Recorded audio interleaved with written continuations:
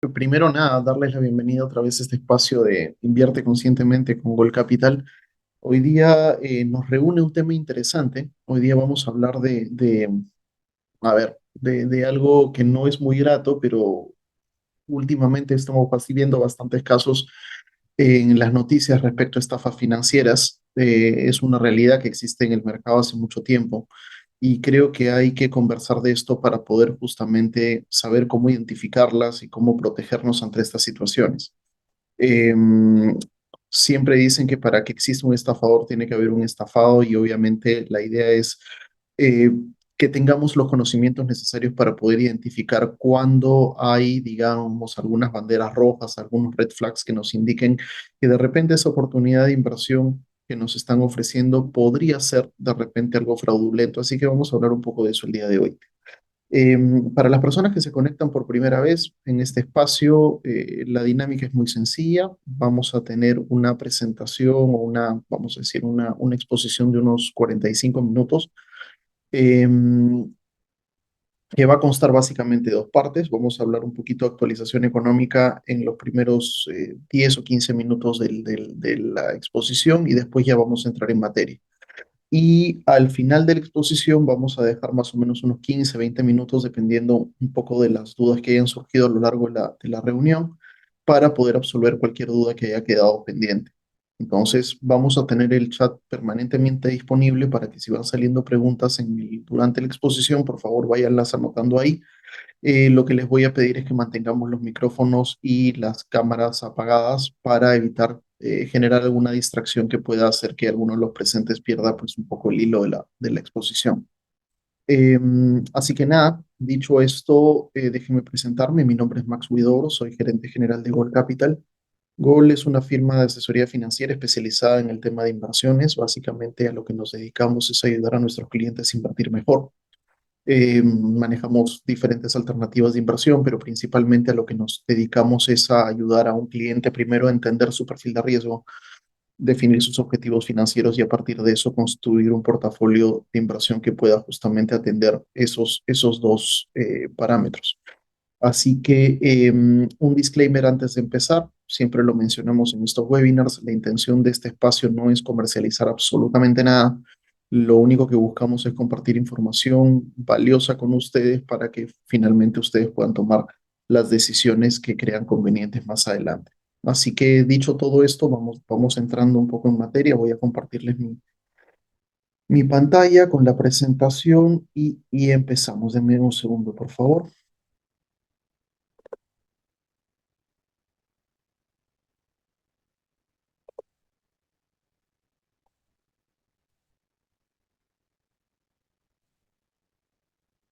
Hay varias cosas en materia económica de las que hay que conversar. Voy a tratar de hacerlo muy rápido, pero han salido muchos reportes en las últimas semanas, tanto a nivel nacional como a nivel internacional, que creo que vale la pena revisar.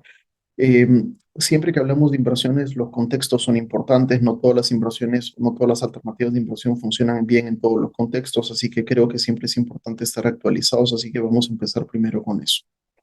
Ok, empecemos primero con un tema de actualización económica. ¿Me pueden confirmar que estén viendo la presentación?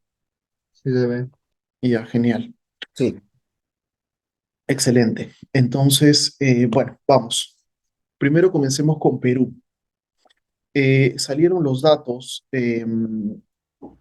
respecto a las proyecciones del Banco Central de Reserva y esto he recogido los puntos más importantes en estas diapositivas. Eh, y algo que es bien importante es que el BCR ha actualizado, si quieren, sus proyecciones económicas para Perú para este año. Y esto es bien importante porque ha habido un recorte importante en, por ejemplo, lo que va a ser el crecimiento del país. De hecho, el BCR está apuntando aproximadamente a entre 0,9 y 1% crecimiento para este año. Inicialmente estábamos hablando de 2%, ajustado a la baja un poco debido un poco a las situaciones que estamos viviendo en este momento. O sea, tuvimos un primer semestre muy malo. Acuérdense, una caída de 0,5% al primer semestre, o sea, recesión técnica, dos trimestres negativos.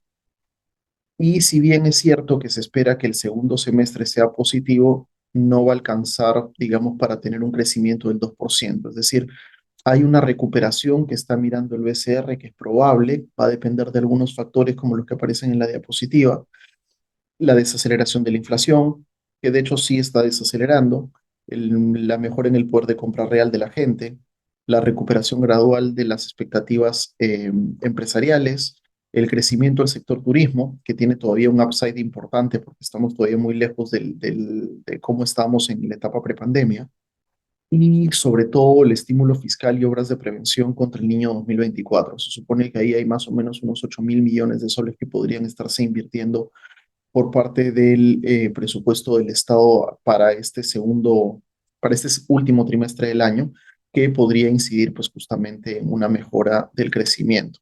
Pero como les digo, inclusive si hay una mejora en el crecimiento, no va a alcanzar para llegar al 2% que era lo que tenía pensado el BCR inicialmente.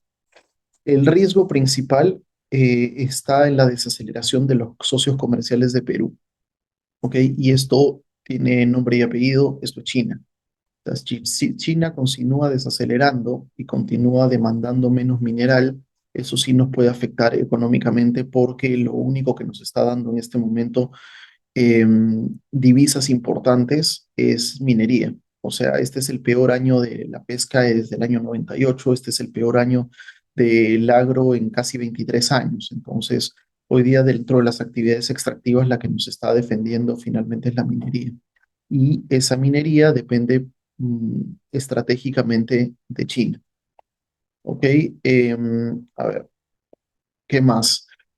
El principal factor de incertidumbre de cara al 2024 sigue siendo el niño. Va a depender un poco de qué tan moderado o agresivo sea para ver un poco cómo se va a presentar el crecimiento del próximo año. Eh, en el último reporte que salió el 31 de agosto se mencionó que el niño costero debería continuar hasta el verano del 2024. Estamos hablando de más o menos finales de marzo. Eh, y se espera que el crecimiento del próximo año sea de apenas 2%, que es bastante bajo. Acuérdense que en la buena época de Perú antes de pandemia, nosotros crecíamos entre 3 y 6% por año. Entonces estaríamos por debajo de esos números eh, y existe la posibilidad de que este porcentaje incluso se ajuste a la baja si es que el niño resulta ser demasiado agresivo. Los sectores que el niño afecta de manera considerable siempre son agro, pesca y sectores no primarios, principalmente por daño a infraestructura. Entonces, digamos, ese va a ser el eje clave principalmente del próximo año. Respecto a la inflación, y rápidamente se desaceleró. En agosto desaceleró al 5,6, julio fue 5,9, es el menor nivel de inflación en los últimos 23 meses, lo cual es bueno. Se espera que siga desacelerándose, probablemente lleguemos a 4% a finales de año. El rango meta del BCR está entre 1 y 3, así que, ok, estamos cerca, no vamos a llegar este año, pero vamos a estar cerca. Y esto es un dato interesante. El Banco Central comenzó ya a recortar tasas. La tasa de referencia que estaba en 7,75, acuérdense que el Banco Central había subido la tasa desde 0,25 a 7,75 para combatir la inflación. Esto originó que obviamente los créditos se encarezcan, la economía se enfríe y ya comenzaron a recortarla. Es decir, en la última reunión que fue hace unas semanas, bajó de 7,75 a 7,50. Y se estima, el BCR no ha dicho nada al respecto, pero la mayoría de analistas locales estiman que hacia el cuarto trimestre deberíamos estar habiendo un recorte adicional de 1 punto. Entonces, probablemente terminemos el año en 6,5, aunque Julio Velarde ha dicho que van a ser bastante prudentes todavía con las reducciones. O sea, no va a haber una bajada muy agresiva de tasas porque obviamente el objetivo es que la inflación siga bajando.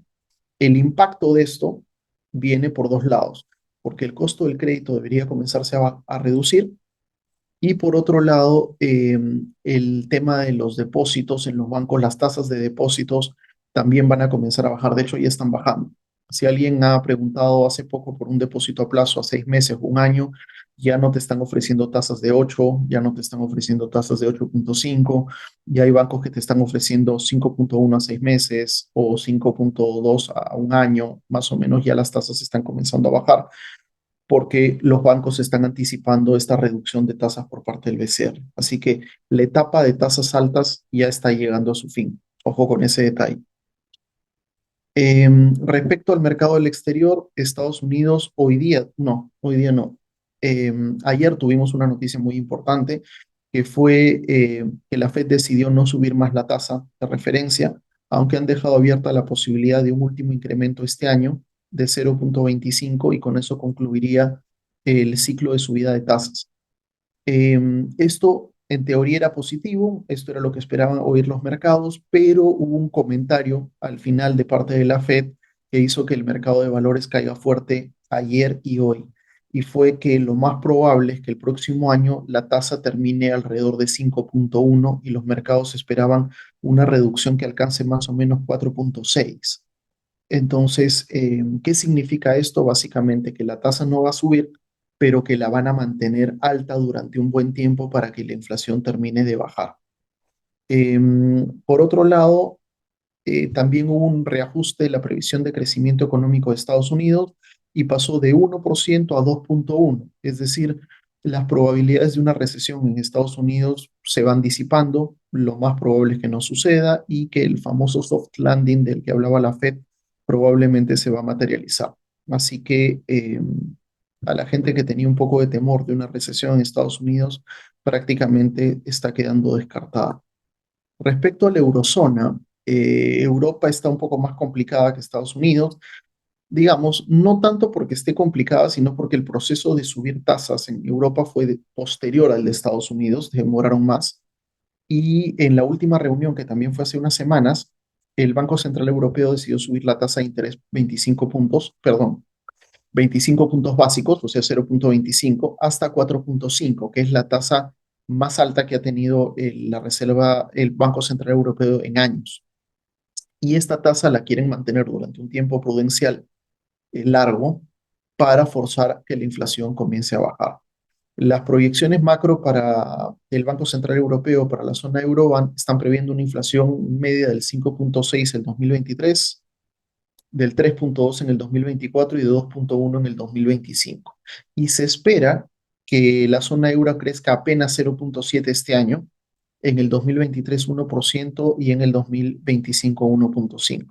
Estas proyecciones han sido ajustadas, antes eran distintas, pero todo esto se está alineando un poco a la situación actual del mercado. Y finalmente China eh, proyectó que la economía el Fondo Monetario Internacional proyectó que la economía china debería crecer 5,2 en el 2023 y 4,5 en el 2024. Si comparamos estos números contra el resto de economías de países desarrollados es bastante bueno, pero están bastante lejos del promedio de crecimiento chino. Acuérdense que China crecía a ritmo del 9% por año desde el año 78. Entonces, están lejos de esos niveles y hoy día China tiene una serie de problemas adicionales respecto a la fragilidad de su sector inmobiliario y una serie de temas que en este momento el gobierno chino está tratando de atender para estimular su economía y lograr sus metas de crecimiento. Pero ok, esto es más o menos lo que está pasando en este momento en el mundo, hay que tenerlo claro. Riesgo de recesión en Estados Unidos casi disipado, política de tasas todavía altas y se van a mantener altas por un tiempo. Así que hay que tener en cuenta eso cuando miremos sobre todo el mercado de valores. ¿Ok? Entonces, eso genera buena oportunidad, sobre todo en el mercado de bonos. Y en el caso de acciones, probablemente vamos a ver algo de volatilidad en las próximas semanas, lo cual siempre genera oportunidades interesantes para invertir. Ok, bueno, dicho todo esto, ahora sí entremos en materia, hablemos un poco del tema que nos trajo el día de hoy aquí, que tiene que ver justamente con esto de cómo protegernos frente a estafas financieras. Y antes de entrar de frente al tema de estafas financieras y todo este tema, pirámides y qué sé yo, quiero primero arrancar con esta pequeña historia. Em, Porque el riesgo en el mercado financiero no solamente son las estafas, ¿ok? Y esto es algo que quiero que tengan súper en cuenta. Hace algún tiempo atrás había una compañía que se llama Lehman Brothers. Lehman Brothers era una compañía que al año 2008 tenía más o menos casi 160 y tantos años. Si no me equivoco, la fundaron en 1850, eh, con lo cual estamos hablando de 150 años, 158 años al 2008. Era una compañía bastante importante, era el cuarto banco de inversión más grande de los Estados Unidos. Manejaba 680.000 millones de dólares en activos. Ojo, anoten ese número, 680.000 millones de dólares en activos. Para que puedan comparar, el Banco de Crédito, que es el banco más grande del país, tiene 39.000 millones de dólares en activos. Entonces, un poco vean esa comparación. Bueno, en el año 2008, Lehman Brothers se declaró en quiebra. ¿Ok? Fue uno de los principales afectados de la crisis de la burbuja inmobiliaria en Estados Unidos, la crisis de los bonos subprime, y Lehman no pudo soportar la crisis, hizo una serie de malas inversiones, manejó muy mal el riesgo, se metió en muchos productos donde no debería haberse metido y finalmente se tuvo que declarar en quiebra. Y una compañía o una entidad financiera del primer mundo completamente supervisada, regulada, con 680.000 millones de dólares en activos, termina quebrando. Entonces, cuando ves una quiebra de este tamaño, lo primero que tienes que tener claro es esto: no existe inversión sin riesgo. Que tú tengas tu dinero en un banco, en un fondo, en una caja, no importa si está supervisado o no, el riesgo no desaparece, el riesgo está ahí, es latente, existe, y por eso es que uno siempre tiene que tomar una serie de medidas para justamente poder evitarlo. ¿Ok? Hay medidas, hay cosas que pueden minimizar el riesgo, pero el riesgo sigue estando ahí. ¿Ok? Entonces eso siempre hay que tenerlo en cuenta, y sobre todo porque existe en Perú a veces la falsa percepción de que existen inversiones 100% seguras, y eso no es verdad. ¿Ok? Cualquier tipo de inversión conlleva un riesgo, y eso es algo que es clave en el momento en que vamos a invertir. No solamente tenemos que concentrarnos en la tasa, tenemos que prestarle bastante atención a los riesgos.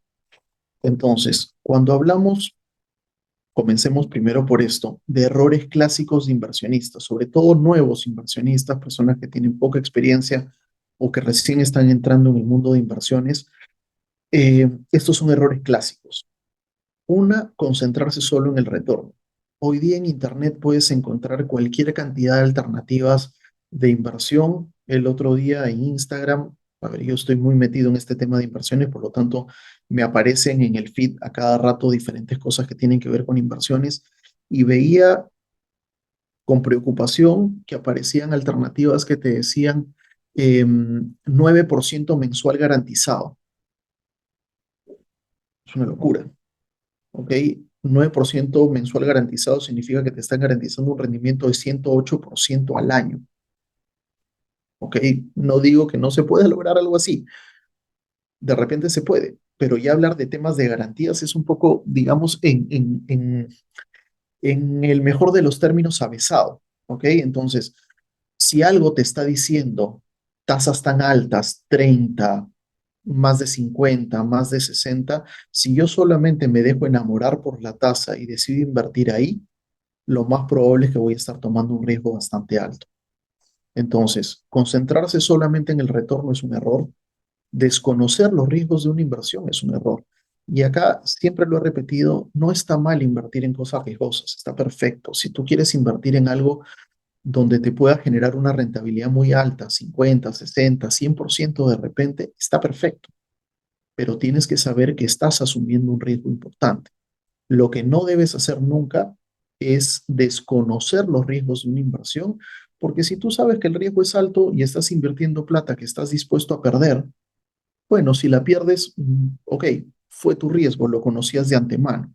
El problema es, y lo he visto, lamentablemente, que hay gente que a veces se enamora de una tasa alta, le vendieron la idea de que no había riesgo y terminó sacándose un préstamo de un banco para invertir ahí, o terminó metiendo los ahorros de toda su vida en una alternativa como esa. Y como es de alto riesgo, de repente se pierde el capital y esa persona perdió todo. O se queda con una deuda inmanejable con un banco. Entonces, no debes nunca desconocer los riesgos. Como les decía al inicio, los riesgos siempre existen. Hay que saber identificarlos y hay que ver si estamos conformes con esos riesgos. Como les decía, Van a existir, hay algunos que son más probables, otros menos probables, hay esquemas de mitigación de riesgo. Si estás conforme con eso, invierte. Y si no, obviamente, mejor mira otra alternativa. Otra cosa que es importante, escoger alternativas. Otro error importante es escoger alternativas no alineadas a tu perfil. Acá el tema de autoconocimiento, y hoy día vamos a hablar un poco también de perfiles de riesgo. Es importante que te conozcas, es importante que sepas cuánto riesgo puedes tolerar. Y si tu, digamos, tu estómago o tu capacidad de asimilar riesgo es muy bajita, ¿qué haces metido en criptomonedas? ¿O qué haces metido en un fondo de renta variable agresivo? A veces lo que sucede es que te agarran en tu cuarto de hora, encontraste un vendedor muy bueno y terminaste metido en algo que no tenía nada que ver con tu perfil de riesgo.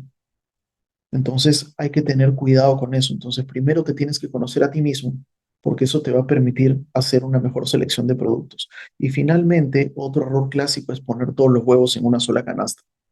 La técnica que finalmente mejor te va a proteger del riesgo es la diversificación. O sea, nunca concentrar el capital, no importa si es en una sola entidad financiera, o sea, nunca, así se vea muy segura, o sea, así esté regulada, así esté supervisada, nunca pongas todo tu capital en una sola cosa. Nunca tengas el 100% de tu capital, por ejemplo, en tu negocio. De repente eres dueño de una empresa y los empresarios tendemos a reinvertir mucho nuestro capital y a veces terminamos con todo nuestro capital metido en nuestra empresa. ¿Qué pasa si esa empresa quiebra, hay un problema o lo que sea? Puedes terminar perdiendo todo. Entonces, siempre es clave diversificar, distribuir en alternativas que tengan riesgos distintos, descorrelacionados, inversos, y eso finalmente te va a dar una mayor seguridad. Entonces, ojo con estas cosas porque son cosas que es importante tomar en cuenta. Em, Esta es otra. Invertir finalmente de lo que se trata es de administrar riesgos. Los riesgos no se eliminan, los riesgos se mitigan. Y existen diferentes tipos de riesgos. De hecho, hay muchos. Acá les he puesto cuatro simplemente para iniciar un poco para picarles un poco la curiosidad e investiguen un poco más sobre el tema. El riesgo sistémico, por ejemplo, es el riesgo general. Es un riesgo que ataca todo el sistema. Es, por ejemplo, la pandemia. Entonces, la pandemia fue un hecho que, digamos, impactó de manera a todo, vamos a decir, no exactamente igual, pero afectó a diferentes alternativas de inversión, a diferentes países, prácticamente golpeó a todos y a todo. ¿Ok? Eso es un riesgo sistémico. El riesgo de liquidez, por ejemplo, si te gusta invertir en terrenos o si te gusta invertir en inmobiliario y todo lo tienes en eso, no es que esté mal, pero tienes muy poca liquidez, porque el día que necesites vender todo eso, no lo vendes de un día para otro. Entonces, si todas tus inversiones están en activos poco líquidos, el día que necesites realizarlo, porque necesitas capital, necesitas efectivo, necesitas disponer de liquidez, probablemente no va a ser tan fácil. Entonces, no está mal invertir en activos poco líquidos, pero otra vez, si no diversificas entre activos poco líquidos y en activos líquidos, podrías llegar a tener un problema serio de liquidez. Y acuérdense que personas y empresas no quiebran por solvencia, quiebran por liquidez. Entonces, eso es un riesgo que siempre hay que tomar en cuenta. El riesgo de crédito, el riesgo de que tu dinero vuelva a ti. Tú viendo tu primo, quiere construir un edificio, te ofrece una excelente rentabilidad, 30% al año, tu primo es contador, nunca ha levantado un edificio, pero te dice que ha encontrado una excelente oportunidad y tú decides prestarle el dinero. Y es más, tu primo te firma un pagaré. ¿Ok? Hasta ahí todo genial. El tema es, bueno, ¿qué pasa si sale mal? ¿Qué pasa si nunca se llega a construir el edificio y quieres ejecutar el pagaré, pero resulta que tu primo no tiene nada a su nombre, con lo cual probablemente ya perdiste tu capital? Entonces, ese es el riesgo de crédito. Entonces, cuando analizas el riesgo de crédito, tienes que mirar a quién le estás prestando. No es lo mismo prestarle a una persona natural que prestarle, por ejemplo, a una empresa, digamos, inmobiliaria de prestigio, con una cantidad de años importante en el mercado, etcétera. Entonces, son cosas que siempre hay que contemplar. Y el riesgo jurídico tiene que ver mucho con, vamos a decir, con el riesgo país. Perú es un país emergente.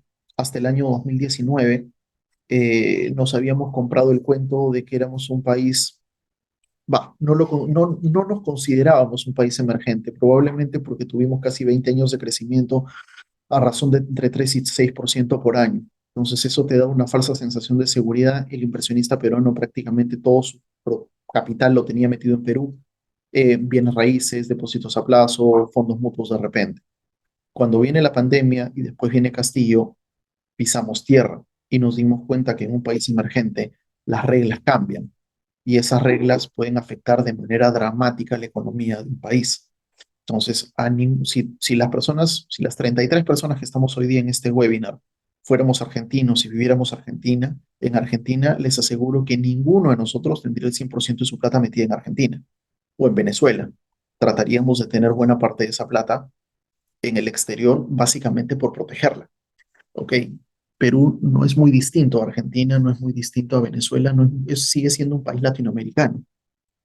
Felizmente, nuestra constitución tiene una serie de candados que permitió que Castillo no haga todo lo que quería hacer y tampoco tenía mayoría en el Congreso, por lo tanto no pudo hacer todo lo que quería hacer. Pero si no hubiera sido así, probablemente estaríamos en este momento en un problema bastante serio. Entonces, el riesgo jurídico te habla un poco de las reglas que existen en una jurisdicción. En un país emergente las reglas pueden cambiar con facilidad. Acuérdense que en el 2021 Pedro Franque quiso en diciembre meter una norma, bueno, puso un proyecto de ley en el Congreso con una reforma tributaria que iba a elevar el impuesto a la renta de segunda categoría, que es el que afecta a las inversiones y los alquileres, lo iba a pasar de 5 a 15. Y si esa norma era aprobada, esa norma entraba en vigencia en enero. Entonces iba a triplicar el costo tributario de todas las inversiones en Perú. El Congreso no lo aprobó y no se dio, pero eso no quiere decir que eso no se pueda dar en algún momento. Entonces, en los países desarrollados, normalmente ese tipo de cosas no suelen cambiar, sino que son jurisdicciones muchísimo más estables. Entonces, otra vez, parte de diversificar es no tengas todos los huevos en una sola canasta, no tengas todas tus inversiones en un solo país o afectos a un único riesgo país. Entonces, y así como estos riesgos, hay que conocer los riesgos que implica una inversión y ver cómo se mitigan o cómo es finalmente que puedes armar una estrategia a nivel portafolio para que estén lo más mitigados posible. Tres escenarios donde puedes perder dinero. Una es invirtiendo en una estafa financiera, bastante obvio. Dos, invirtiendo en una oportunidad legítima que luego se convirtió en una estafa financiera. Ahora les voy a contar un caso de esos para que lo puedan evaluar. Y tres, invirtiendo en una oportunidad legítima que simplemente salió mal. ¿Puede pasar eso? Sí, eso es lo que se conoce como riesgo de mercado. Y es el riesgo que asumes el día que inviertes. Entonces, nadie te va a proteger del riesgo de mercado. El riesgo de mercado es el que estás asumiendo. Invertiste en factoring, en un fondo de factoring, o tú financiaste algunas facturas y finalmente el pagador no te pudo pagar. ¿Ok? Ese es tu riesgo de mercado. Entonces, era legítimo, el tipo tenía una empresa, pero simplemente quebró. No hiciste bien tu análisis de riesgo crediticio y eso obviamente después te pasó factura. ¿Ok? Entonces, esas cosas pasan. Ahora, ejemplos.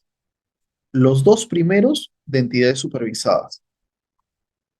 La SBS y ojo, y estos cuatro ejemplos que están acá son ejemplos de los últimos 3 meses. Eso es un poco lo que es de terror, porque cada vez comenzamos a ver más cosas de este tipo. En el primer caso tiene que ver con caja raíz. Caja raíz era una de las cajas supervisadas, una de las cajas rural, que más intereses pagaba en depósitos a plazo, tanto en soles como en dólares. Sin embargo, ¿qué fue lo que sucedió? Bueno, todas las cajas terminaron muy golpeadas después de pandemia y sus ratios financieros llegaron a un nivel que no eran aceptables para la SBS. Por lo tanto, la SBS decidió intervenirla y liquidarla.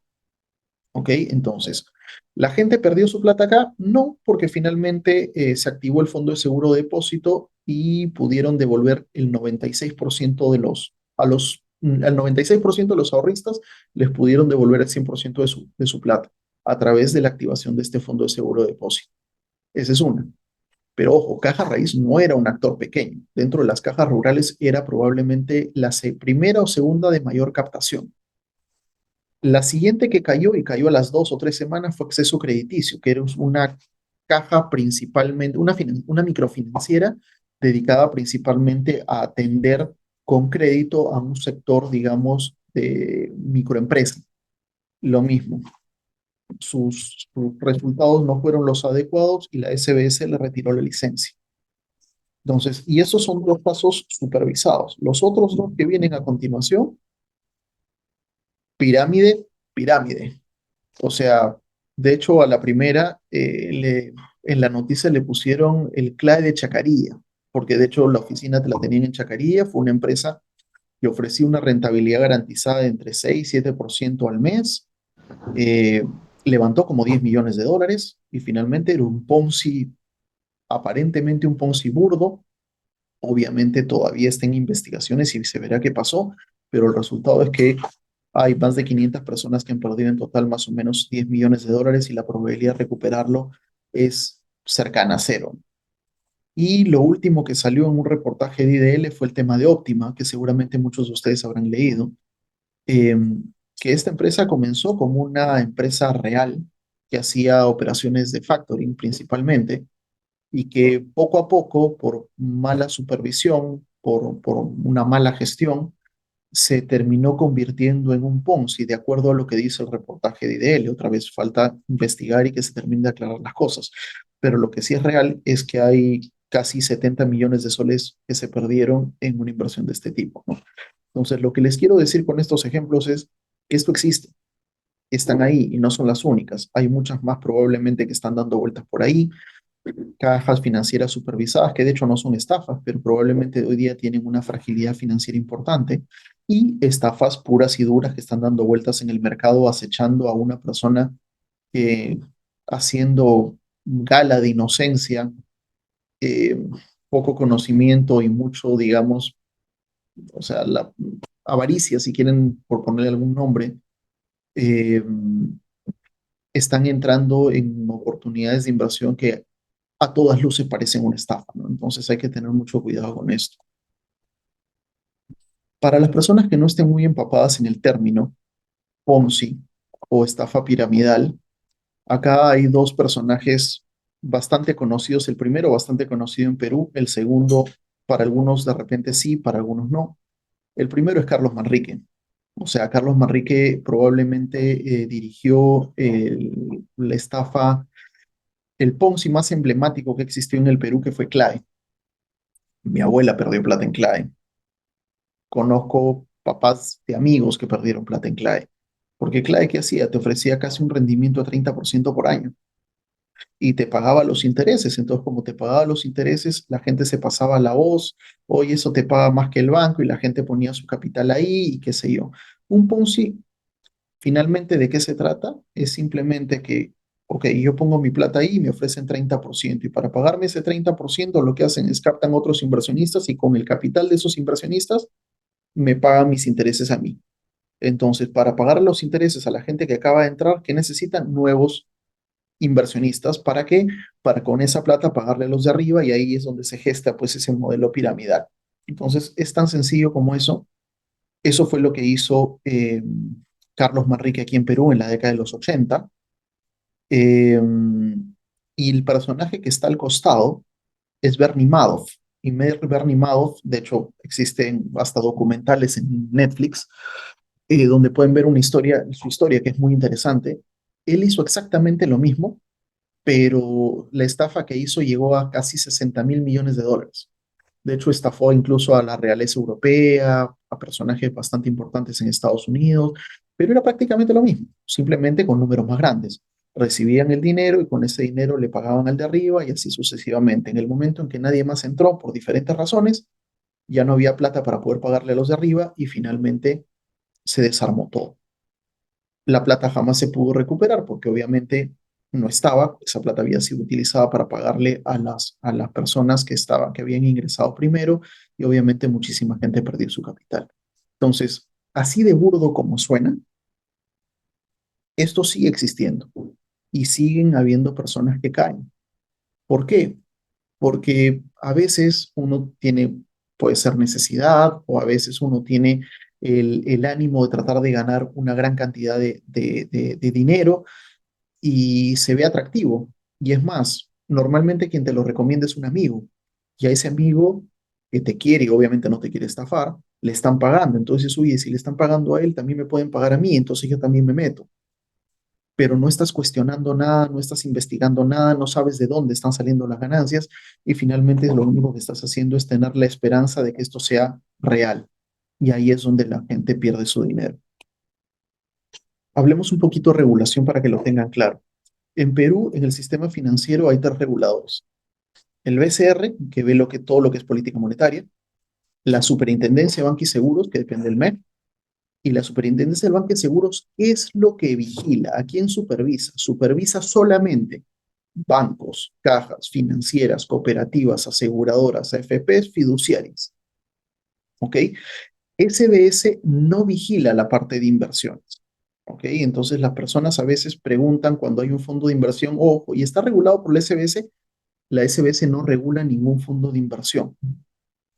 Quien regula los fondos de inversión y todo lo que corresponde al mercado de valores es la Superintendencia del Mercado de Valores o la SMB.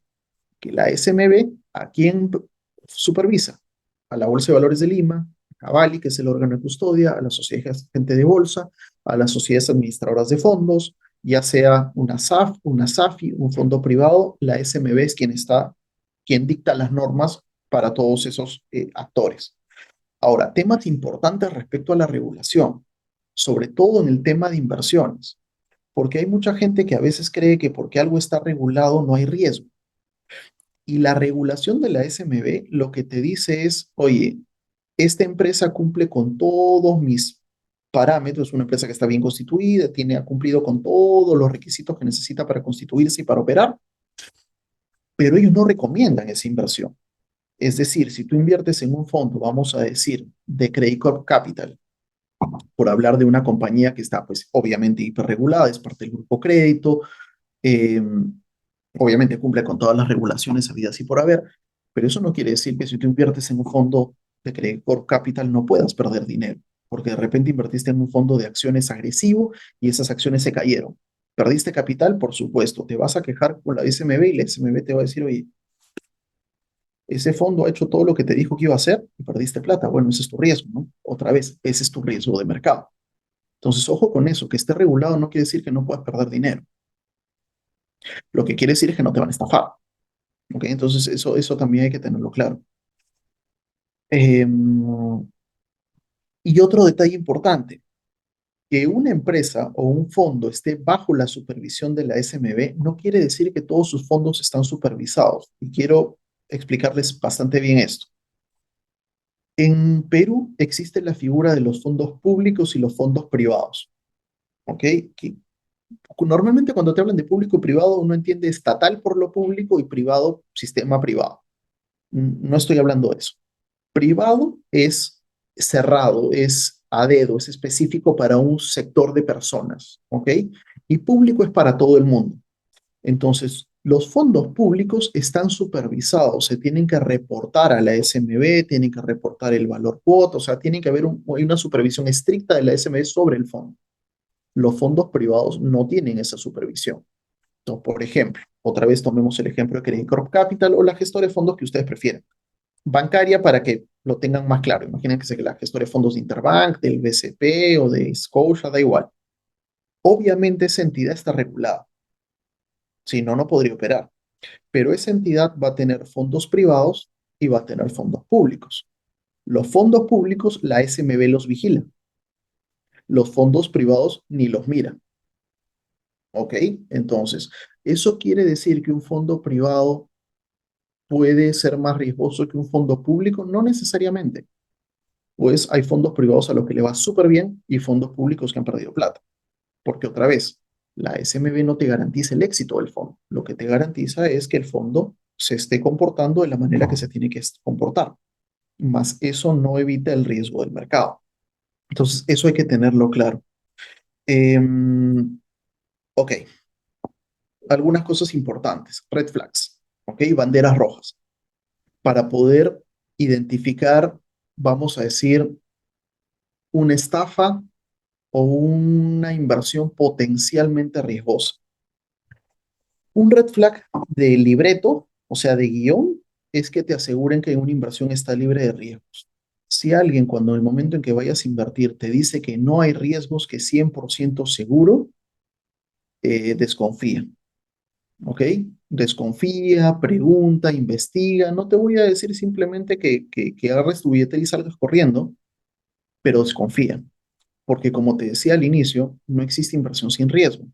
Si alguien te está asegurando que no hay riesgo, pero te están hablando de acciones, te están hablando de notas estructuradas, te están hablando de criptomonedas, te están hablando de trading y te están diciendo que no hay riesgo, lo más probable es que te estén mintiendo.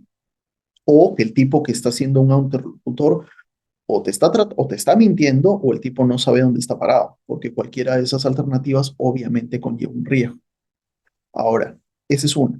Dos, es que te ofrezcan una tasa excesivamente alta. Si la tasa es muy alta, desconfía, pero donde sí deberías salir huyendo es si te ofrecen una tasa muy alta y te dicen que no hay riesgo. O sea, si alguien viene y te dice, mira, te ofrezco una tasa del 50% de ganancia y es cero riesgo, ahí sí agarra tu billetera y corre porque eso probablemente es una estafa, porque eso no existe.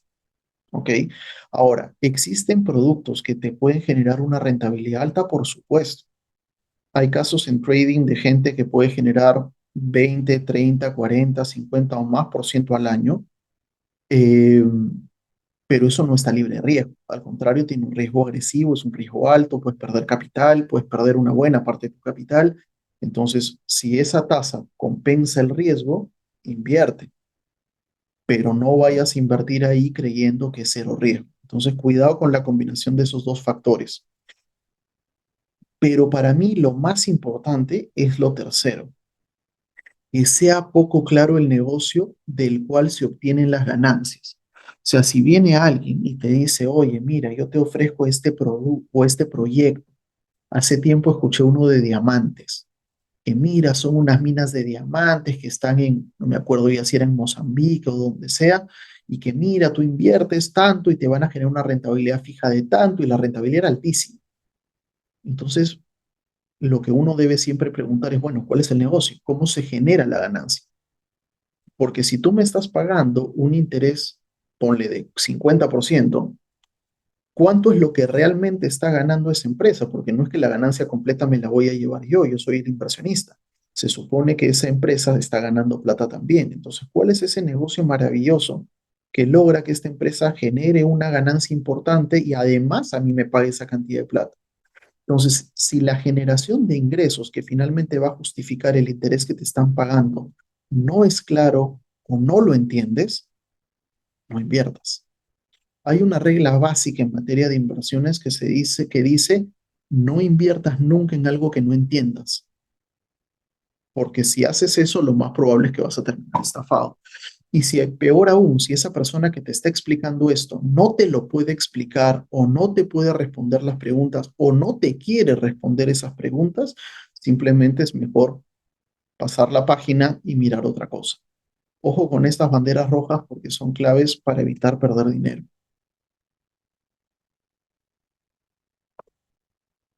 Ok, si quieres evitar una estafa, varias cosas. 5 consejos rápidos. Investiga antes de invertir. Ok, haz tu tarea. Dos, desconfía de promesas de altas ganancias garantizadas o sin riesgo, lo que les decía en la lámina anterior. Tres, desconfía si te presionan para tomar una decisión rápida. Pasa mucho en los Poncis. En los Poncis vas a tener harta presión para que inviertas ya. Te van a decir, mira, se te está pasando la fecha, si no inviertes ahora ya fue, vas a sentir esa presión y si hay una presión de esa naturaleza para invertir y no está justificada por algo real, desconfía. No inviertas en algo que no entiendas, lo que les decía hace un rato. Evita invertir si no es claro el negocio, cómo se generan las ganancias y siempre consulta con un asesor de inversiones calificado antes de tomar una decisión. Y cuando te hablo de un asesor de inversiones, no es la persona que te está ofreciendo que inviertas en eso. O sea, si tú tienes una persona que te visita de un fondo y quiere que inviertas en ese fondo, esa persona obviamente no es un asesor de inversiones independiente, porque obviamente hay un sesgo porque esa persona quiere que inviertas ahí. Entonces siempre acude a un asesor financiero, a tu asesor de inversiones, porque todos deberíamos tener uno, y dile, oye, ¿sabes qué? Me han ofrecido esto, ¿qué opinas? Y esa persona, dentro de su neutralidad, te dirá, mira, a mí me parece que sí o me parece que no, o yo te diría que preguntes o ahondes en estos puntos antes de tomar una decisión. Y eso te va a ayudar y evitar un montón de dolores de cabeza. Ok, veamos algunas consideraciones que deben tener siempre antes de invertir. Primero partamos de esto, invertir no es fácil, ¿ok? Contra lo que mucha gente pueda pensar, invertir, digamos, no es sencillo. Primero porque el conocimiento financiero y sobre todo en Perú es bien limitado. Nadie te enseña. Como nadie te enseña, uno aprende a punta de prueba y error y en ese proceso de aprender a prueba y error muchas veces se puede perder bastante dinero. Dos, porque existen estafas y hay que saber cómo identificarlas. Tres, porque hay inversiones legítimas que pueden salir mal. El factoring era una excelente oportunidad de inversión hasta el año 2019. En el año 2020, con la pandemia, un montón de gente perdió plata. Si tenías toda tu plata metida en factoring, el 2020 podrías haberlo pasado muy, muy mal. Y hay otras alternativas de inversión que durante pandemia aguantaron bastante bien. ¿Ok? Entonces, ojo con eso. No todos los productos de inversión funcionan bien en todo momento. Vamos a ver eso un ratito. No todas las alternativas de inversión funcionan bien para todos los perfiles. Y seis, porque para invertir correctamente tienes que lograr alinear las alternativas de inversión con el perfil de riesgo y los objetivos de cada inversionista, lo cual ya es un proceso bastante más complejo en la construcción de un portafolio. Entonces, todo esto hace que esto sea, digamos, un poco más complicado. ¿Por qué les decía esto? Que no todas las inversiones funcionan bien siempre. Es que existen ciclos del mercado. El mercado siempre va girando, donde vas a tener un pico que genera, digamos, avaricia por invertir, después se genera una implosión, o sea, una caída, miedo, recesión, confianza, recuperación, una explosión, el ciclo boom, boom and burst, y después confianza excesiva que te lleva a un pico y esto vuelve a girar. El problema es que este ciclo siempre se da, pero nunca sabes cuánto dura ni en qué etapa, cuándo cambia cada etapa. Entonces eso es lo que hace complicado el tema y si ven la gráfica que está en azul acá al costadito, van a ver que hay una serie de eventos como la burbuja de las .com en el 2000, la crisis de la hipoteca subprime en el 2008, la pandemia, la inflación post-COVID. Entonces, todo eso, entre esas crisis han habido periodos de crecimiento muy altos. Entonces, han sido más cortos, más largos, pero finalmente el tema es que tu portafolio pueda funcionar bien a lo largo del ciclo económico. Entonces, construir esto no siempre es fácil. Otra cosa que tienes que tener en cuenta es el perfil del inversionista, que es básicamente las características de una persona que deberían guiar su toma de decisiones en inversiones en relación su nivel de tolerancia al riesgo de los diferentes instrumentos que existen en el mercado. Puedes encontrar personas, y esto es, digamos, la parte más simple, personas que son conservadoras, que son moderadas o que son agresivas. El conservador tiene muy poca tolerancia al riesgo, prefiere rendimientos estables o muy predecibles y va a preferir siempre la seguridad por encima de la rentabilidad. Eh, es importante que tú sepas qué perfil tienes. Un moderado no le preocupa tanto las fluctuaciones de corto plazo, tolera cierto riesgo en parte de su capital, no en todo, y siempre busca un equilibrio entre seguridad y rentabilidad. Mientras que el agresivo normalmente tiene una alta tolerancia al riesgo, suele tener conocimiento sobre inversiones y está dispuesto siempre a sacrificar algo de seguridad por una rentabilidad más alta, ¿no? Entonces, muchas veces nosotros decimos, no, yo sí soy agresivo, hasta que ves que tu portafolio se redujo en 30%, 40%, entonces no era tan agresivo. Entonces, es importante evaluarnos a nosotros mismos de manera objetiva. Si quieren hacer el ejercicio en nuestra página web, www.golcapital.pe, hay aquí en la pestaña de herramientas una herramienta que se llama perfil del inversionista. Si le dan clic aquí, van a poder responder un cuestionario y ese cuestionario te va a ayudar de manera objetiva a determinar si eres conservador, moderado o agresivo y eso es un primer paso para que puedas hacer una muy buena selección de productos más adelante. Entonces, aprovechenlo.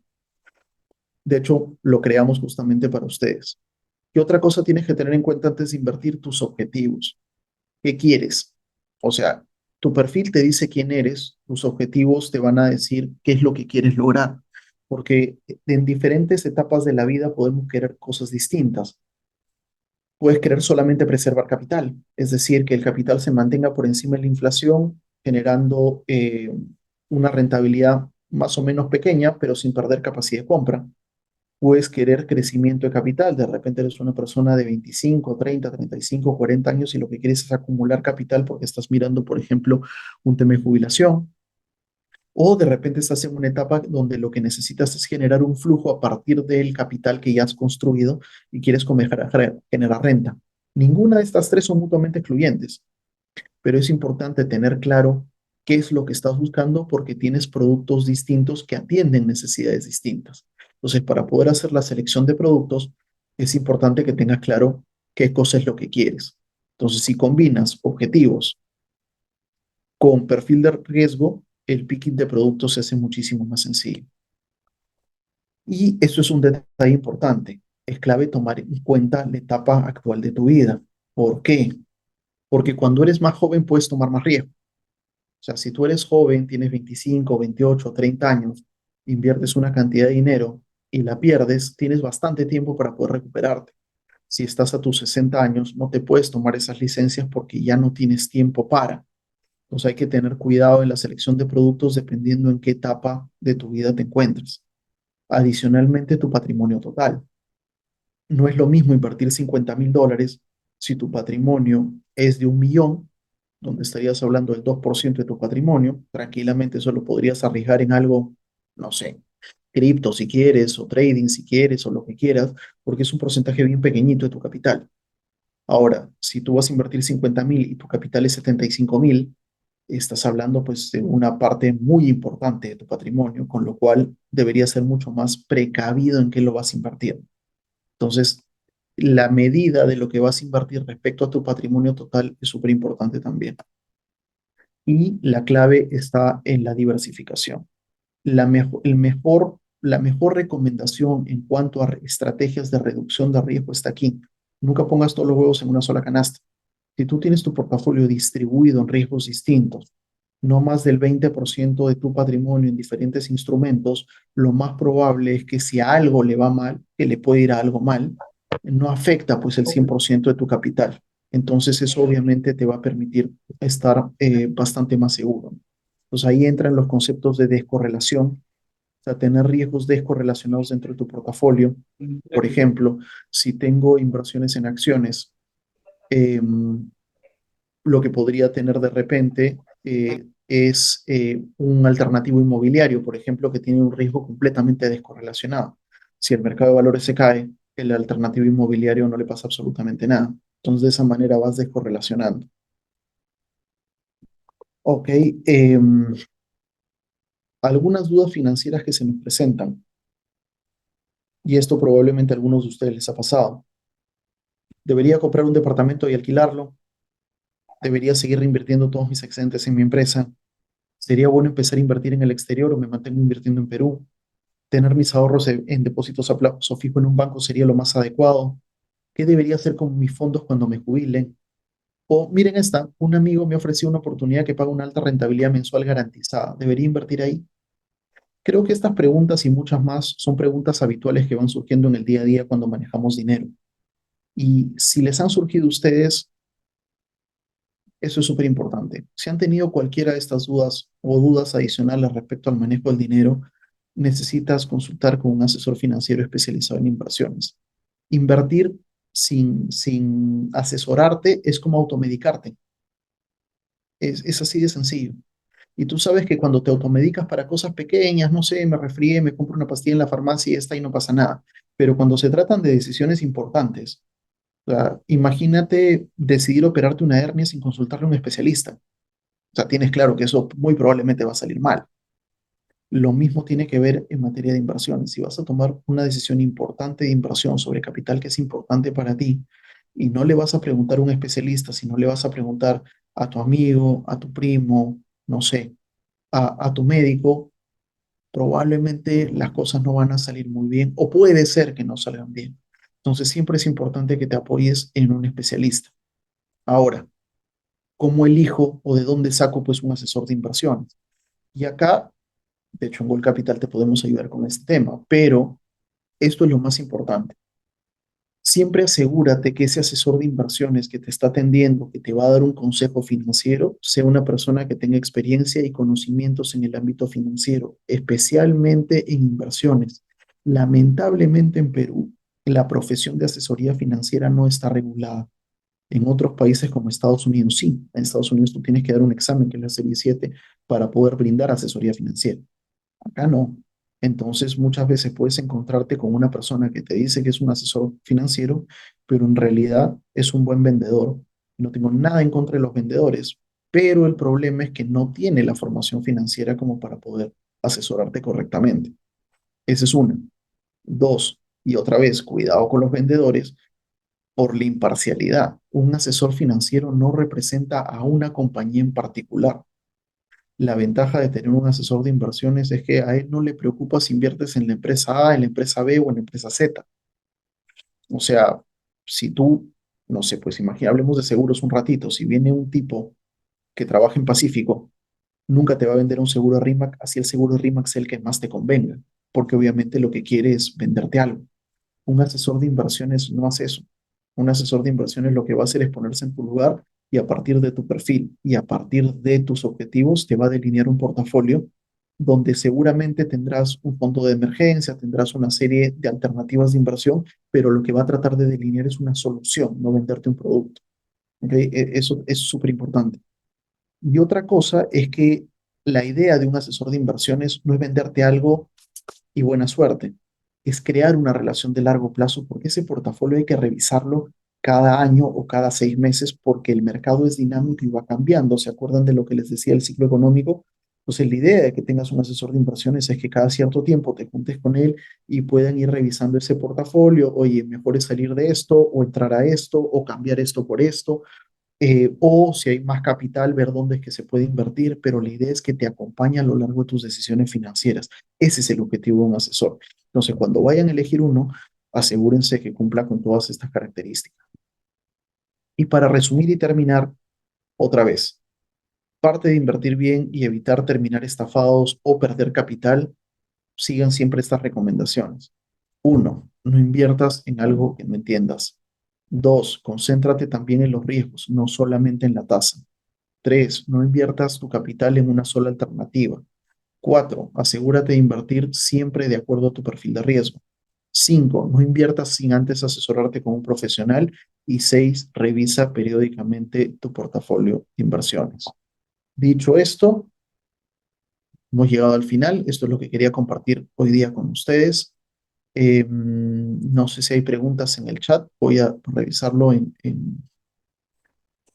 unos momentos, pero antes de terminar, lo que quería solicitarles es, mientras voy revisando el chat, si hay preguntas, me serviría mucho poderles que me ayuden respondiendo una encuesta.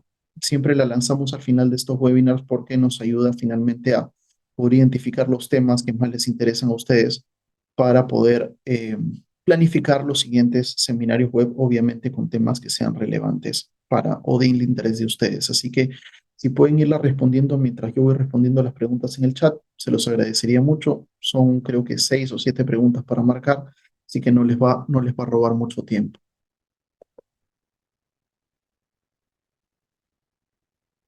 Ok,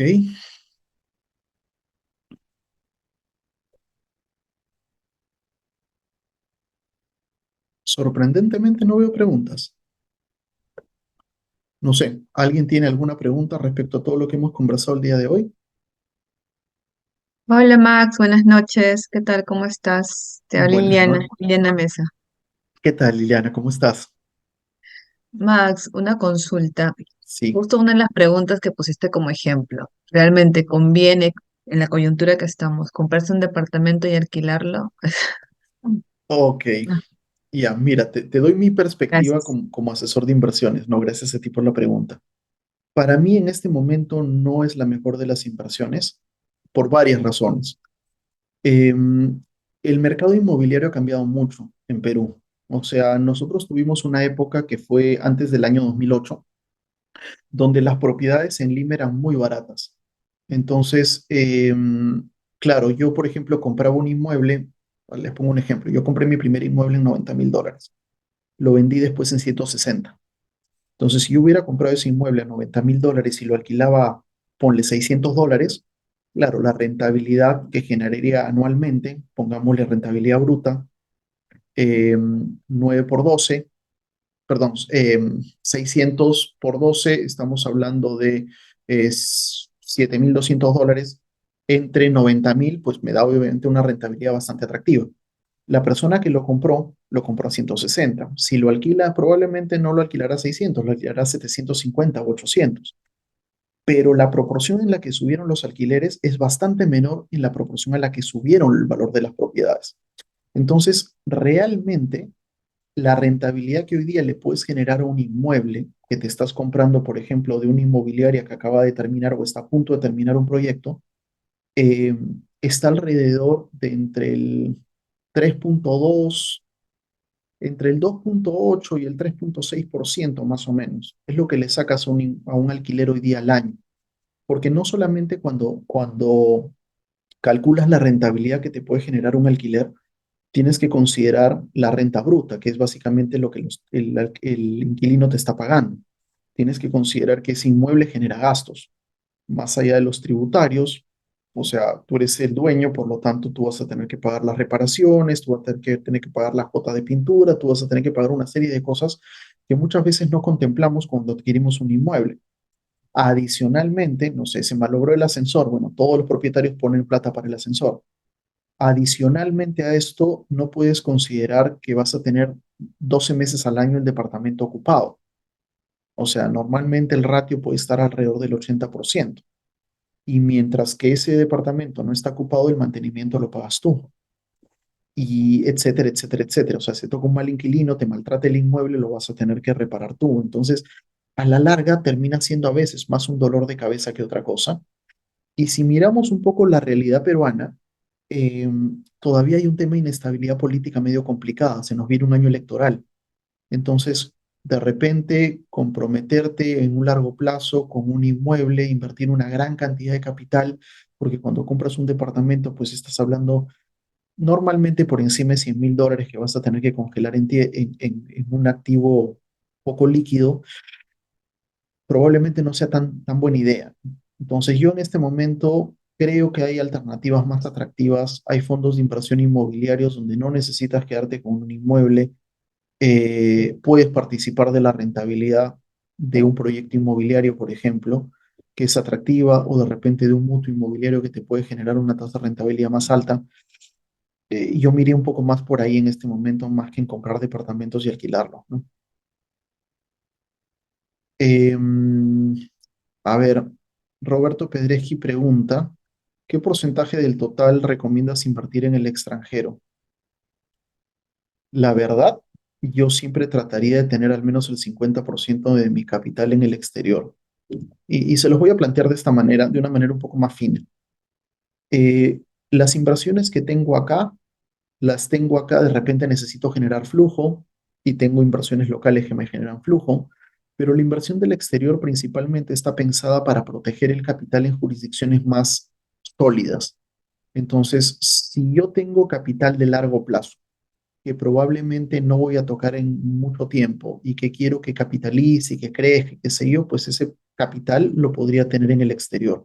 Podría ser un mínimo el 50%, podría ser más, 50, 60, 70%, pero la clave de hacer eso es tener una buena parte de tu capital en una jurisdicción donde tu dinero está bastante más seguro que acá, al ser Perú un país emergente. Ojo, que no tiene nada de malo invertir en Perú, para nada, pero sí es cierto que al ser un país emergente, las reglas de juego pueden cambiar de manera abrupta, ¿no? Y se nos viene una elección en el 2026 y como en todas las elecciones, otra vez nos vamos a tener que persinar antes de ir a votar. Ernesto Moscoso pregunta, ¿cuál es la diferencia entre un fondo público y un fondo mutuo? La regulación. Hay varias diferencias, pero en particular, por ejemplo, el fondo mutuo, a ver, primero, las gestoras de fondos. Tú tienes tres tipos de gestoras de fondos en Perú: los fondos privados, las AFIS, las sociedades administradoras de fondos de inversión, y la SAF. Entonces, la que tiene mayor regulación es la SAF, porque la SAF puede administrar fondos mutuos, ¿ok? Las SAFI pueden administrar fondos privados y fondos públicos, y los fondos privados obviamente solamente manejan fondos privados. Entonces, el nivel de regulación sobre los fondos mutuos es más estricto. Por ejemplo, el fondo mutuo normalmente solo puede invertir en acciones o en bonos o en activos que se transan en el mercado de valores. Un fondo público podría tener un componente inmobiliario, por ejemplo. Entonces, normalmente los fondos mutuos tienen un nivel de regulación bastante más estricto de en qué puede invertir ese fondo, en la liquidez del fondo, en la valorización del fondo. Entonces, digamos, el fondo mutuo se creó principalmente para ponerlo al alcance de todo el mundo. Entonces va un poco por ahí, ¿no? Em, por acá también tengo otra pregunta. El costo de un asesor financiero, Aide Parisaca nos pregunta, el costo de un asesor financiero, ¿cuánto cuesta en promedio como cliente? ¿Cuánto debo tener como mínimo para empezar a diversificar? Bueno, cada asesor de inversiones o cada asesor financiero tiene su propia tarifa. Nosotros en Gold Capital, por ejemplo, el primer approach o la asesoría inicial no tiene ningún costo. O sea, normalmente lo que buscamos es primero sentarnos con el cliente para poder entender qué cosa es lo que necesita, quién es, cuáles son sus objetivos y qué cosa es lo que quiere hacer. Por lo tanto, esa asesoría no tiene costo alguno. Así que si quieres reunirte con nosotros y comenzar a conversar un poco de inversiones, pues encantado y como les digo, eso no tiene costo alguno. ¿Y cuál es el monto que debes tener como mínimo para empezar a diversificar? Mira, a partir de $10,000 o 40,000 soles ya comienzas a tener, digamos, acceso a un montón de alternativas de inversión y ya con eso puedes comenzar poco a poco. A veces comienzas con un primer producto y después vas incorporando nuevos productos a tu portafolio poco a poco, y de esa manera se va construyendo. No necesitas acumular una gran cantidad de capital para comenzar a hacer un proceso de inversión, sino lo puedes hacer de forma gradual, que muchas veces es más adecuado para clientes que recién están empezando, porque también hay un tema de ir ganando confianza e ir entendiendo cómo funcionan los productos. Entonces, a veces uno no quiere entrar con grandes cantidades de capital, sino entrar poco a poco mientras uno va aprendiendo y ganando confianza, ¿no? Em, Aide Semino pregunta, ¿sería en este momento factible vender un terreno en provincia para comprar otro aquí en Lima? ¿Habría mucha diferencia de precio? Difícil de saber. Depende dónde esté el terreno en provincias, depende, o sea, depende de muchas cosas. O sea, un terreno puede ser fácil o difícil de vender, un poco depende de dónde esté ubicado, o sea, no todas las provincias son iguales.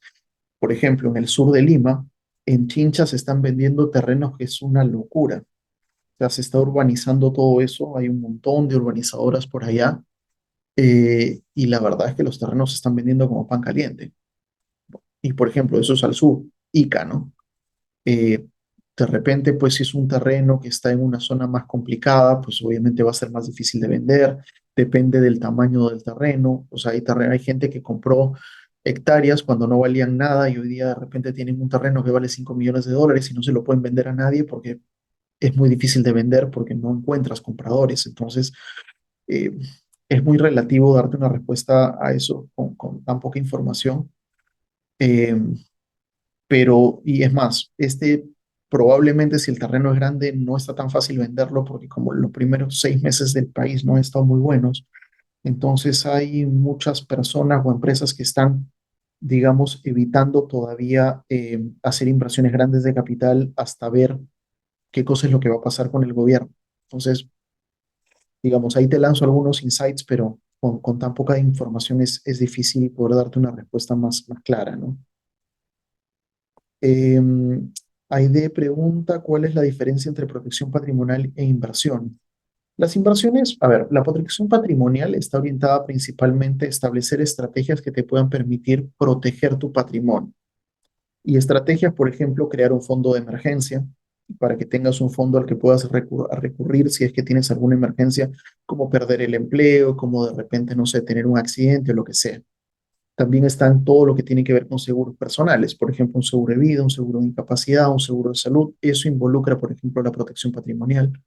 Eh, Todo lo que tiene que ver en la gama de salud, de seguros, perdón, porque eso lo que permite es crear vamos a decir, un halo de protección que va a permitir que cuando tú inviertas y comiences a invertir y rentabilizar tus fondos, si se presenta algún riesgo que un seguro cubre, no vayas a tener que destruir tu patrimonio para poder atender esa emergencia. Les pongo un ejemplo para que lo entiendan bien. Seguros de salud. COVID-19, estamos en el año 2020. Te dio COVID, te tuviste que ir a una clínica, en esa clínica te atendieron, te pasaste un mes casi en UCI y la cuenta de la clínica salió 600.000 soles y tú no tienes seguro. De repente, habías estado haciendo inversiones y tienes un patrimonio importante y tienes los recursos para poder pagar esa cuenta, pero lo que vas a tener que hacer es destruir todo ese patrimonio que creaste. ¿Para qué? Para poder pagar la cuenta de la clínica.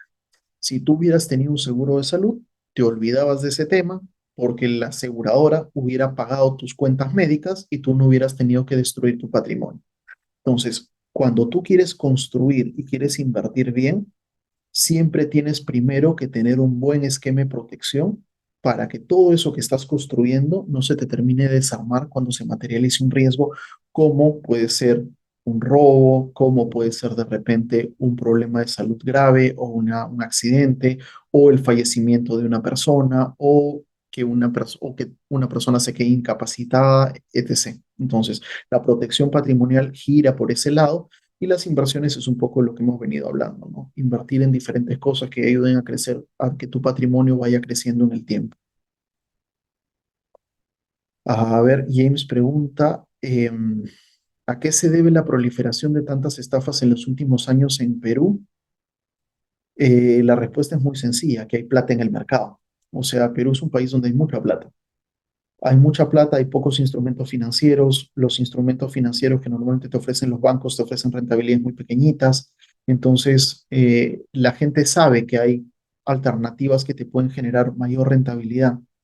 Eh, Internet obviamente ha permitido que haya mucha información a la mano, entonces ahora todo es más visible. Entonces esas estafas como CLAE, que antes era puro boca a boca y se corría la voz entre un grupo de personas, hoy día se masifica por redes sociales, entonces hay mucho más impacto. Eh,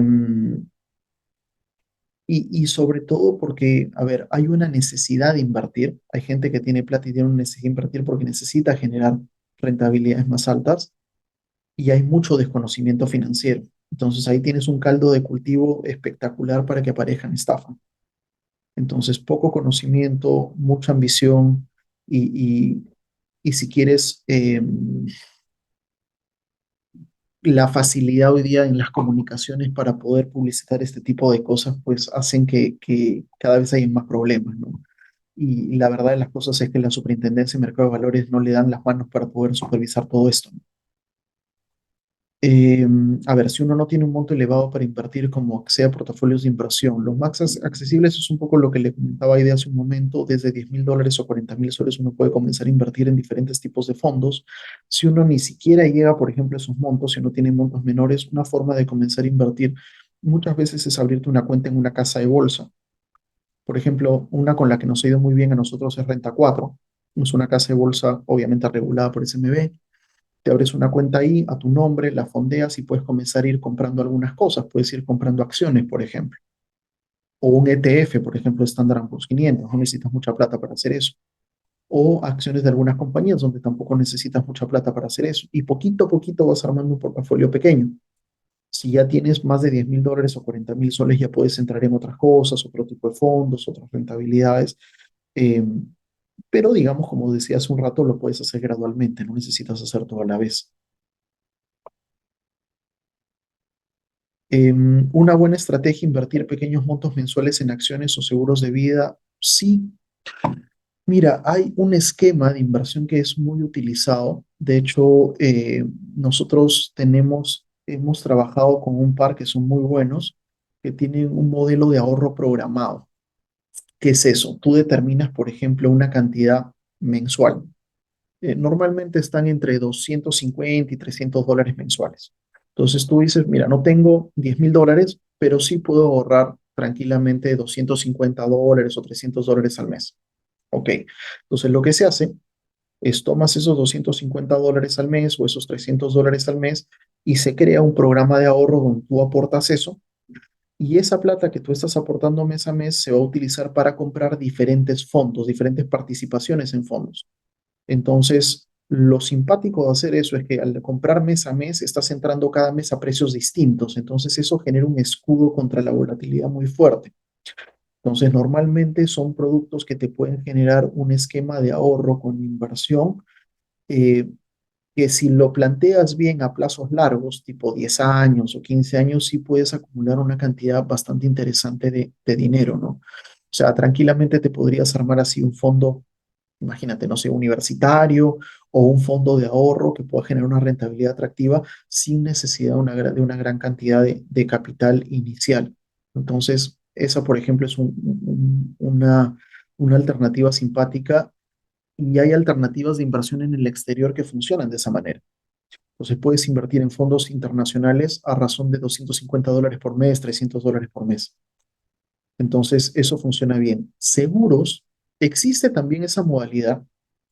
La que yo recomendaría a nivel de seguro, si es que quieres, no sé, pues pagar un seguro de vida mes a mes y que ese seguro a la vez de brindarle una protección a tu familia, que es para lo que sirve un seguro, también te permita generar un fondo. Existe una modalidad de productos de seguros de vida que son los indexados. Hay, por ejemplo, seguros de vida que indexan el rendimiento de la póliza a Standard Poor's 500. Entonces, tú vas pagando tu póliza, con eso tienes la protección de tu seguro y una parte de lo que pagas se invierte en Standard Poor's 500 y genera una rentabilidad y va generando un fondo. Y ese fondo va creciendo en el tiempo y en el momento que ya no quieras la póliza, simplemente rescatas todo el capital y terminó el proceso, ¿no? Entonces, eso también puede ser una alternativa interesante y aparte te cubre, digamos, la doble necesidad, ¿no? La necesidad de crear un portafolio un fondo de largo plazo y a la vez brindarle una protección a tu familia, porque finalmente es un seguro de vida, ¿no? Entonces, sí, también es una alternativa válida. Y lo que creo es mejor sentarnos y conversar y ver cuál de esas alternativas es la que calza mejor para lo que quieres en este momento y finalmente se pueden encontrar diferentes opciones, ¿no? Roberto pregunta si retiras el 95% de la AFP, ¿hay alternativas que son, no sean las AFP para generar una pensión? Por supuesto. Por supuesto. O sea, de hecho puedes encontrar alternativas que te pueden generar rendimientos por encima de lo que normalmente te genera una AFP. Entonces, sí, mucha gente, yo lo que siempre recomiendo es, si quieres sacar la plata de la AFP, te tienes que asegurar de dos cosas. Lo primero es que esa plata no cambie el objetivo. Esa plata no es para invertirla en un negocio, esa plata no es para que la agarres de capital de trabajo, esa plata es la plata de tu jubilación. Por lo tanto, tienes que sacarla de ahí y ponerla en un lugar donde pueda seguir creciendo, porque eso es el fondo con el cual te vas a jubilar. Entonces, ese es el primer punto. El objetivo no cambia. Cambia quien lo administra. Antes lo administraba la AFP, ahora lo vas a administrar tú o los fondos que tú quieras. Entonces, ese es el primer paso. Y el segundo paso es que una AFP en promedio te genera entre 7 y 9% de rendimiento anual, promedio, ¿no? Ya ponle entre 6 y 9. Entonces, si vas a invertir en algo, te tiene que generar una rentabilidad más alta. Si no, no tiene sentido, si no, mejor déjala en la AFP. Entonces, ¿hay opciones que te pueden generar una rentabilidad más alta? Sí. Entonces, ok, va por ahí, ¿no? Si me preguntas si le recomendaría a una persona que retire su plata de la AFP, si va a hacer lo que te acabo de decir, es decir, mantener el objetivo de que eso siga siendo un fondo de pensiones y invertir en productos que le puedan generar una rentabilidad promedio similar o mayor a la de la AFP, la respuesta es sí.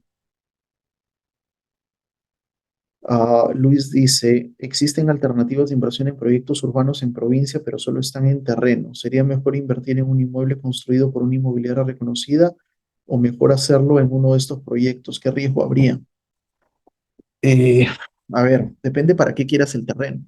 O sea, si tú quieres comprarte, imagínate que te compras un inmueble construido por una inmobiliaria conocida. Ve y ve, edifica si quieres. Pero tú te compras el inmueble hoy. Está terminado, te lo compras, te costó $150,000. El próximo año ese inmueble, si tienes suerte, se ha revalorizado 2 o 3%, no se revaloriza más. Los inmuebles se utilizan principalmente para preservar capital, no para que tu capital crezca. Porque ese inmueble que hoy día vale 150,000, lo más probable es que en 10 años tú no lo vas a poder vender a 150,000.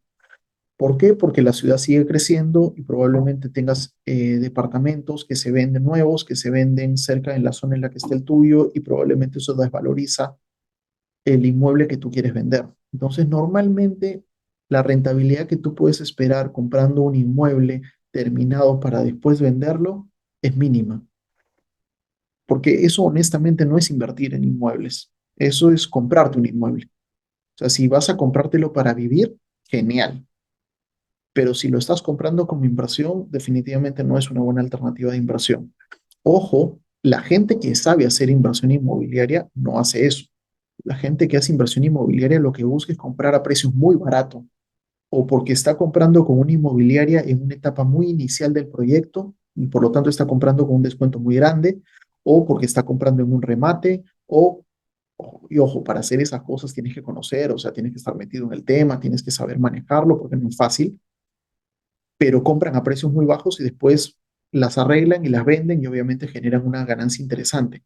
Pero comprarte un departamento terminado para después tratar de venderlo te va a generar esto de rentabilidad y honestamente no vale el esfuerzo.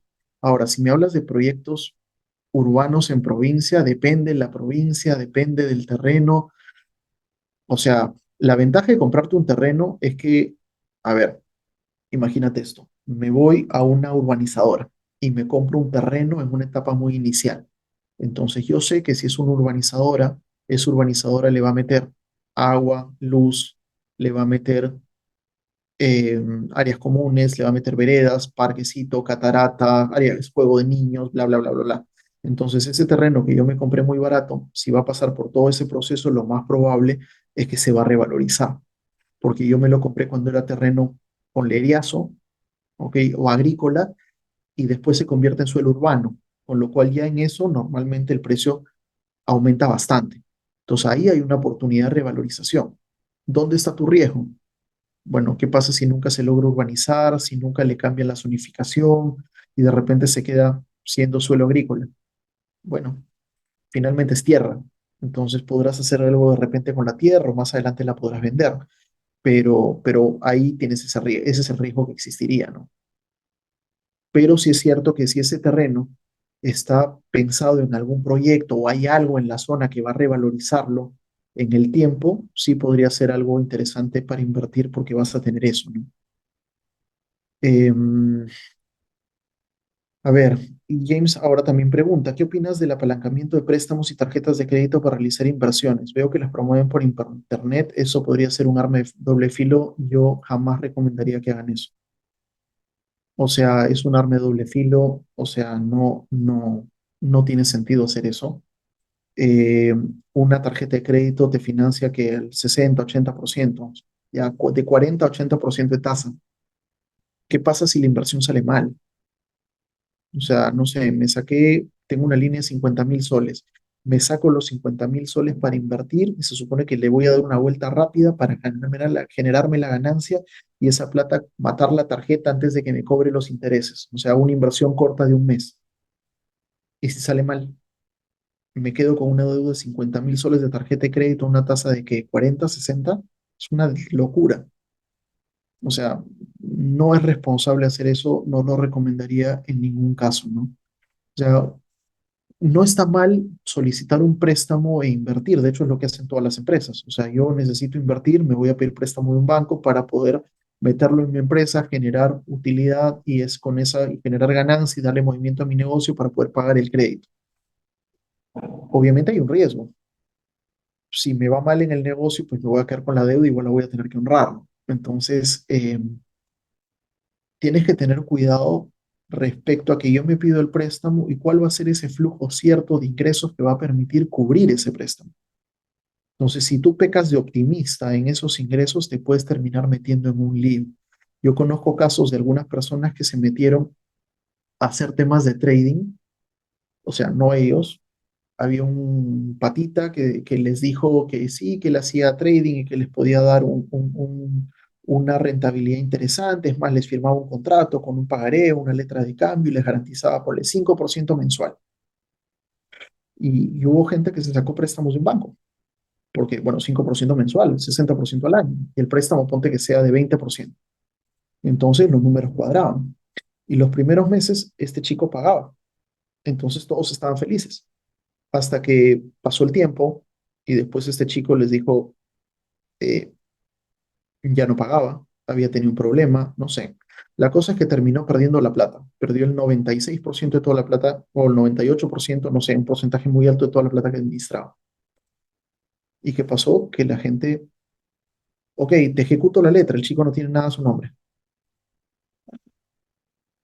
Entonces, obviamente, ¿qué pasó? Que esa plata ya se perdió. No hay mucha vuelta que darle. Entonces, hay que tener cuidado con eso. Entonces, pecar de optimista a veces te puede meter en un lío. Entonces, apalancarte para este tipo de cosas, si no hay un flujo cierto de ingreso, está bien complicado, ¿no?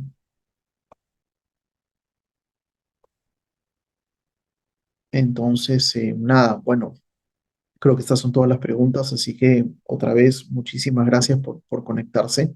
Siempre es un gusto poder compartir eh, estos espacios de los jueves en Invierte Conscientemente con Gold Capital con todos ustedes.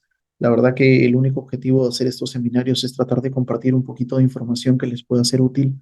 Y en este caso, por ejemplo, tratar de evitarles dolores de cabeza a ustedes o a cualquier persona que ustedes conozcan eh, respecto al tema de inversiones. De hecho, esta presentación y la grabación del webinar la van a recibir en sus correos, así que si ustedes creen que esto les puede generar utilidad a alguien que ustedes conozcan, por favor, compártanselo con toda libertad. Digamos, nuestro único objetivo aquí es tratar de ayudar y difundir un poquito más la educación financiera en el país.